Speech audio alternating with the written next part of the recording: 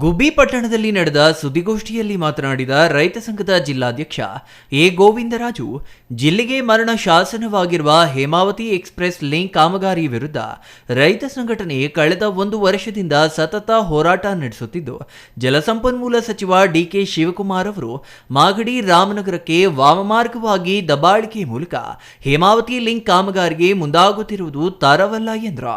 ತುಮಕೂರಿನ ರೈತರು ಹೇಮಾವತಿಗೆ ಅವಲಂಬಿತರಾಗಿದ್ದು, ಹೇಮಾವತಿ ಇಲ್ಲವಾದಲ್ಲಿ ತುಮಕೂರು ಜಿಲ್ಲೆಯ ರೈತರ ಜೀವನ ಅಸ್ತವ್ಯಸ್ತವಾಗುತ್ತದೆ. ಹೇಮಾವತಿ ಡ್ಯಾಂನಿಂದ ನೇರವಾಗಿ ಮಾಗಡಿ ರಾಮನಗರಕ್ಕೆ ನೀರನ್ನ ತೆಗೆದುಕೊಂಡು ಹೋಗಬೇಕು. ಎಕ್ಸ್‌ಪ್ರೆಸ್ ಕಾಮಗಾರಿ ಸ್ಥಗಿತಗೊಳಿಸಬೇಕೆಂದರು. ಪ್ರತಿಭಟನೆಯನ್ನು ಕರೆದಿದ್ದೀವಿ. ಹೋರಾಟ ಗಟ್ಟಿಯಾಗಿದೆ.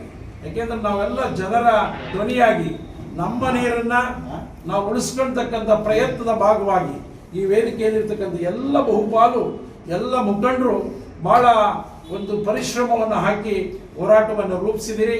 ತಹಸೀಲ್ದಾರ್ ಅಂತವರು ಅಥವಾ ಬೇರೆ ಯಾವುದೇ ಸರ್ಕಾರ ಹೋರಾಟವನ್ನು ಹತ್ತಿಕ್ಕಲಿಕ್ಕೆ ಸಾಧ್ಯ ಇಲ್ಲ.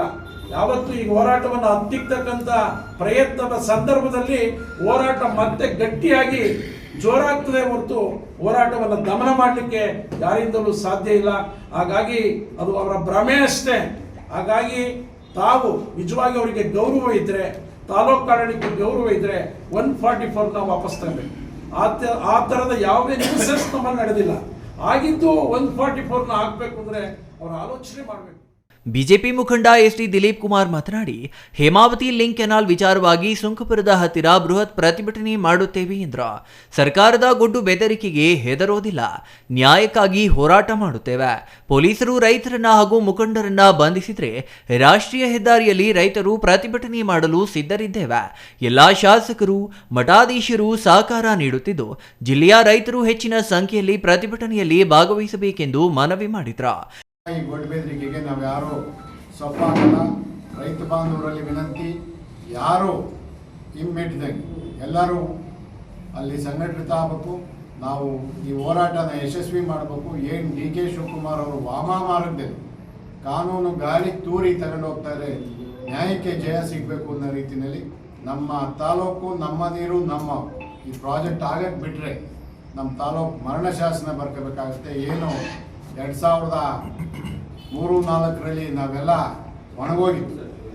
ಬೋರ್ಗಳು 1000-1500 ಅಡಿ ಕೊಟ್ಟರು, ಬೋರು ನೀರು ಬರ್ತಾ ಇಲ್ಲ. ಒಂದೊಂದು ಮನೇಲಿ 4-5 ಬೋರ್ ಹಾಕಿ ಅಡುಗೆ ತೋಟಗಳೆಲ್ಲ ಒಣಗೋಗಿ ನಮ್ಮ ಮಕ್ಕಳುಗಳೆಲ್ಲ ಬೆಂಗಳೂರು ಇಂಡಸ್ಟ್ರಿಯಲ್ ಏರಿಯಾದಲ್ಲಿ ಕೆಲಸ ಮಾಡ್ತಿದ್ವಿ.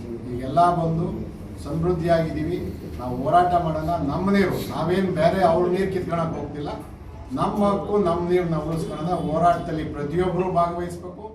ಜೆಡಿಎಸ್ ಮುಖಂಡ ಬಿಎಸ್ ನಾಗರಾಜು ಮಾತನಾಡಿ, ಗುಬ್ಬಿ ತಾಲೂಕಿನ ಜೀವನಾಡಿಯಾಗಿರುವ ಹೇಮಾವತಿ ನಮ್ಮ ಹಕ್ಕು, ನಮ್ಮ ನೀರು. ತಾಲೂಕು ದಂಡಾಧಿಕಾರಿಗಳ ನಿಷೇಧಾಜ್ಞೆ, ಗೊಡ್ಡು ಬೆದರಿಕೆಗೆ ಹೆದರುವ ರೈತರು ನಾವಲ್ಲ. ತಾಲೂಕಿನ ರೈತರು ವೀರರು. ತಾಲೂಕು ದಂಡಾಧಿಕಾರಿ ಅಕ್ರಮ ಕೂಟ ಎಂದು ಪದಬಳಕೆ ಮಾಡಿರುವುದು ತರವಲ್ಲ. ನಾಳೆ ತುಮಕೂರು ಜಿಲ್ಲೆಯ 7 ತಾಲೂಕಿನ ರೈತರು ಆಗಮಿಸುತ್ತಿದ್ದು, ಬೃಹತ್ ಪ್ರತಿಭಟನೆ ನಡೆಸುತ್ತೇವೆ ಎಂದರು. ತಾಲೂಕು ವರ್ತಕರ ಸಂಘ, ತಾಲೂಕು ವಕೀಲರ ಸಂಘ, ತಾಲೂಕು ವಿವಿಧ ರೈತಪರ ಸಂಘಟನೆಗಳು ಹೇಮಾವತಿ ನೀರಾವರಿ ಹೋರಾಟ ಸಮಿತಿಗೆ ಬೆಂಬಲ ಸೂಚಿಸಿದ್ವು. ಸೋಮಸುಂದರ್, ಸಿಟಿವಿ ನ್ಯೂಸ್, ಗುಬ್ಬಿ.